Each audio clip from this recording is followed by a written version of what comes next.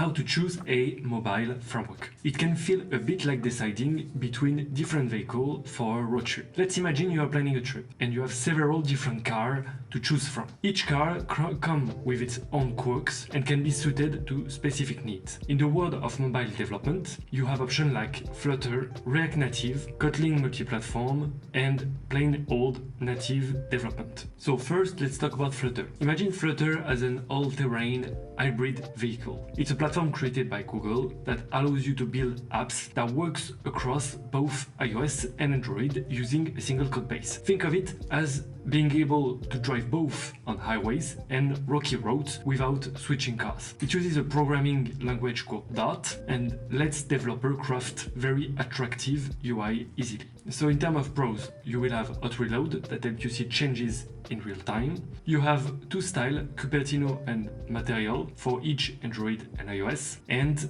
the big pros is that it's cross-platform, so you write once and it runs anywhere. So for the cons, Flutter is not native. So the way they build it, it might not always feel as smooth as if it was in a native development. Also, we will have a larger app size than if it was in a native language. Let's now talk about React Native. You can see it as a trusty hybrid car, comfortable and reliable. Developed by Facebook, it allows you to use JavaScript, a language many developers are familiar with, to build your app for both platforms. So for the cons, since it's JavaScript, the performance will not be as smooth as native code. Also, sometimes you will need to write some native code because not all features are available through JavaScript. Let's now talk about Kotlin multi-platform. So in a way, it's similar to React Native, where Kotlin multi-platform will use like native component, but of course the language used will be Kotlin and